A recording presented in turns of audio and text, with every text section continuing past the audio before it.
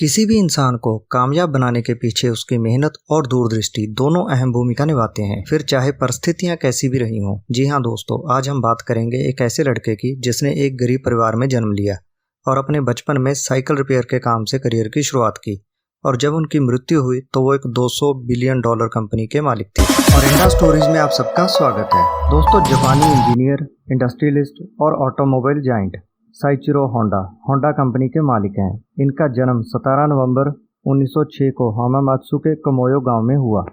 Soichiro Honda का जीवन बाधाओं से पार पाने और मेहनत के बल पर सफलता हासिल करने की कहानी है। उनका बचपन पिता के साथ साइकिल रिपेयरिंग का काम करते हुए बीता।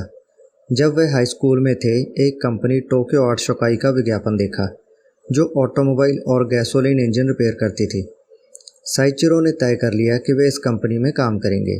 15 साल की उम्र में होंडा हाई स्कूल की पढ़ाई अधूरी छोड़ आर्ट शोकाई ज्वाइन करने टोक्यो पहुंच गए। कंपनी के मालिक ने जल्द ही होंडा में छुपे इंजीनियर को पहचान लिया। उन्होंने होंडा की दिलचस्पी मोटर स्पोर्ट्स में जगाई। 1923 में कंपनी ने रेसिंग कार बनाना शुरू किया तो होंडा उनकी मदद करते थे। 1924 में उनकी बनाई कर्टिस कार ने जापान ऑटोमोबाइल कंपटीशन जीता। 1928 में 22 साल की उम्र में होंडा ने अपने शहर हामामात्सु में आर्ट शोकाई की ब्रांच खोली। यहाँ रिपेयरिंग के अलावा भी कई काम शुरू किए। कंपनी ने फायर इंजन बनाए और डंप ट्रक से बस बनाने का काम शुरू किया। जब ब्रांच शुरू हुई तो वहां सिर्फ एक कर्मचारी था, लेकिन 1935 तक इनकी संख्या 30 हो गई। 7 जून 1936 को एक रेस में उनका एक्सीडेंट हो गया। अक्टूबर में उन्होंने एक और रेस में हिस्सा लिया। इसके बाद पिता की फटकार और पत्नी की नाराजगी के चलते रेसिंग से तौबा कर ली। उन्होंने हामामात्सु ब्रांच को अलग पिस्टन रिंग मैन्युफैक्चरिंग यूनिट में तब्दील करने की योजना बनाई, लेकिन उनके इन्वेस्टर ने इसे नकार दिया। लेकिन होंडा तो ठान चुके थे, इसीलिए एक परिचित की मदद से 1937 में खुद की टोकाई सेकी हैवी इंडस्ट्री स्थापित की। काटो कंपनी के प्रेसिडेंट बने। होंडा दिन के समय आर्ट शोकाई में काम करते और रात में art piston ring research centre में। 2 साल की कड़ी मेहनत के बाद पिस्टन रिंग का ट्रायल सफल रहा।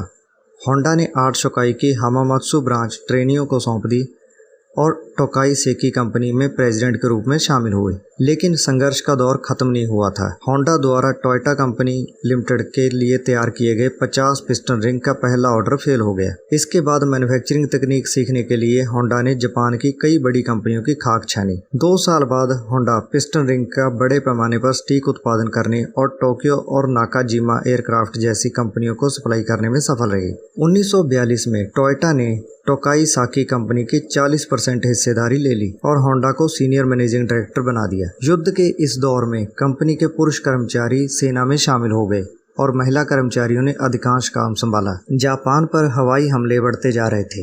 युद्ध के बाद देश की आर्थिक स्थिति, इंफ्रास्ट्रक्चर के साथ ऑटोमोबाइल मार्केट तबाह हो गया।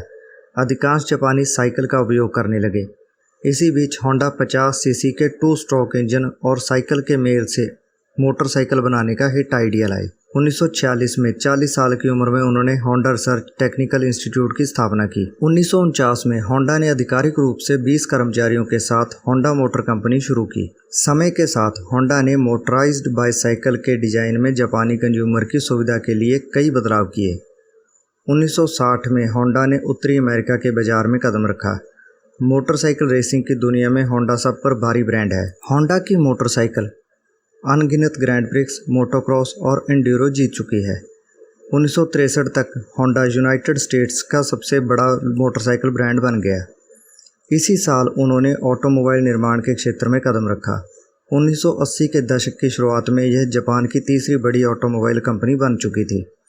5 अगस्त 1991 को इनका निधन हो गया।